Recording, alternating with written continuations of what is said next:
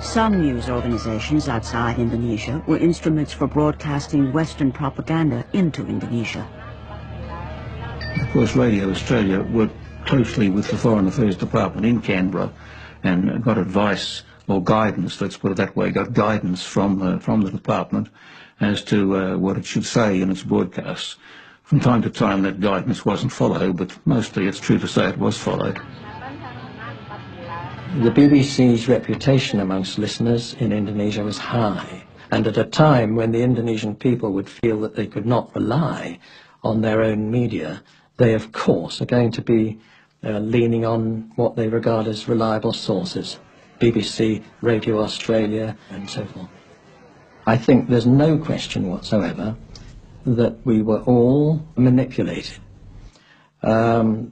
I think probably the manipulation was being orchestrated by Norman Redaway, but I've no doubt that he too was also a part of an organisation in which the Indonesians played their part, the Americans certainly played their part.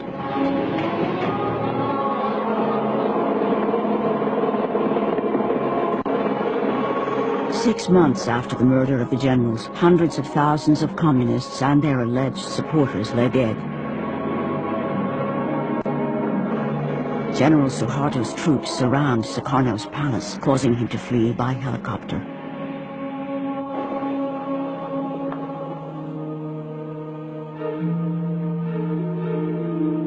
Later that day, President Sukarno is forced to sign a letter which hands the power of the presidency to General Suharto. Suharto immediately uses the letter to arrest 13 members of President Sukarno's cabinet and to legitimize the slaughter of suspected communists.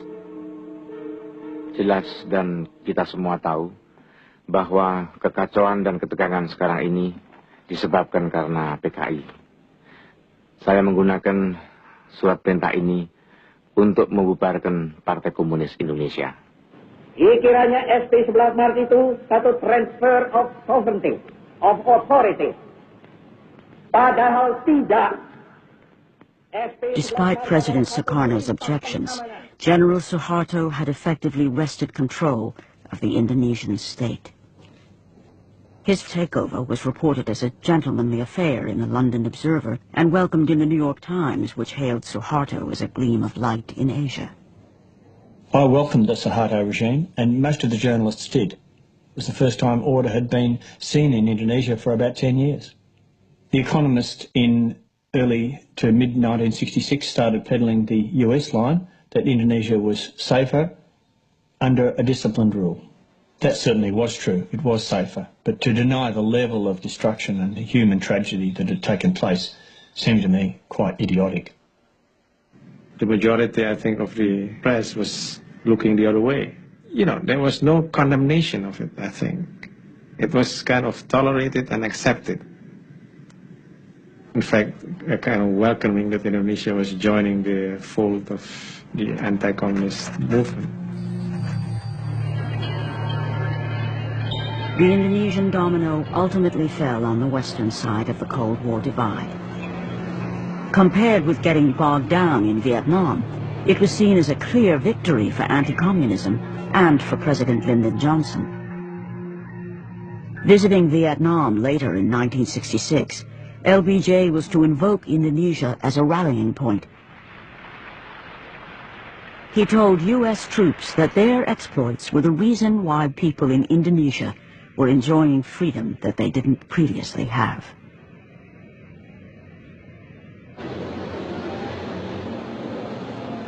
But in reality, it would be more than 3 decades before Indonesia would taste political freedom and freedom of speech. Now, after General Suharto has fallen, Indonesians can finally question his official version of their history. Like Professor Arif Budianto, the forensic pathologist who in 1965 was called to examine the bodies of the dead generals.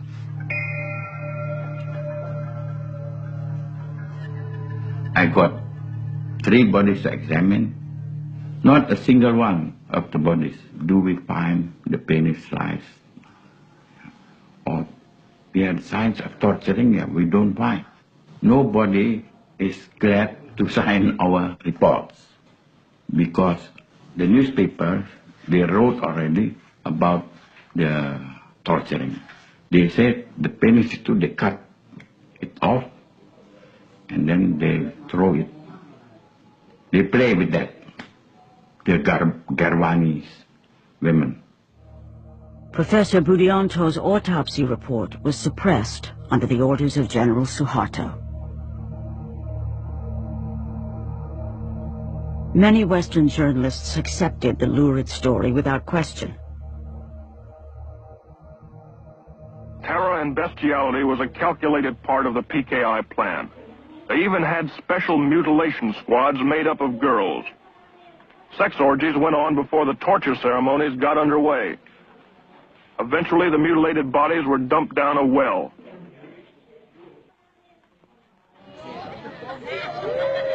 This monument was built at the place where the generals' bodies were dumped down the well.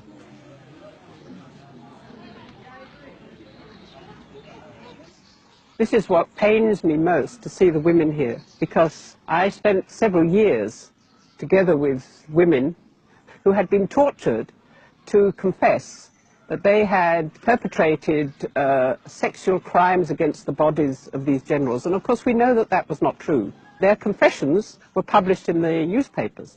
And this was perhaps the most important propaganda weapon that Suharto used to send people out and kill members of suspects, communist suspects, family, everything.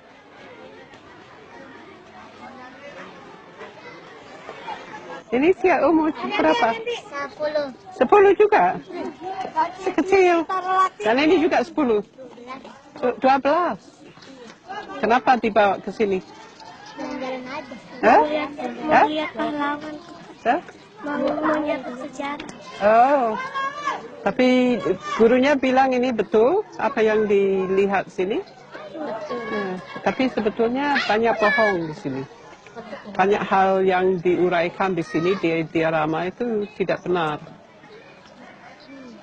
Karena saya dulu juga kenal dengan wanita-wanita yang dikatakan begini, tapi mereka tidak berbuat begini. Jadi ini banyak sekali bohong di sini. Gimana maksudnya bohong? Suharto itu berkuasa. Jadi dia membuat ceritanya sendiri apa yang terjadi di sini supaya orang benci sama PKI. Dulu kan suka itu putar 31 September. Iya. Itu filmnya itu benar apa enggak itu? Tidak benar. Ya. Banyak bohong. They say here these killings shouldn't be repeated. What happened after this was not 6 people being killed, but more than 600,000 people killed. And these are the people I'm thinking of now, because I think they deserve a monument for the way in which they were killed.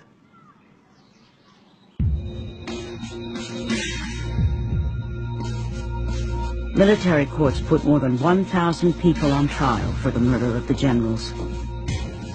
There were no acquittals.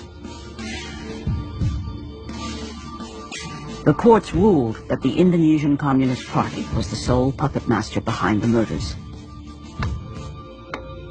Over 70 death sentences were handed down for the crime of having prior knowledge of the plan. But it's far from clear who else had prior knowledge of the plan to kidnap the generals. True responsibility is variously attributed to President Sukarno, General Suharto, and Western intelligence agencies.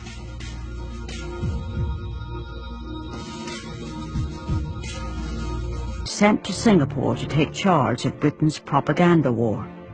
What I remember Norman telling me, his mission was very simple. Do anything you can, he was told, to get rid of Sukarno. And he was given a budget. It was a matter of hundreds of thousands of pounds.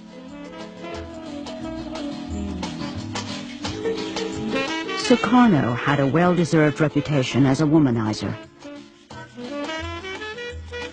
The CIA had tried to undermine him in the eyes of his people by producing a pornographic film with a body double wearing a Sukarno mask.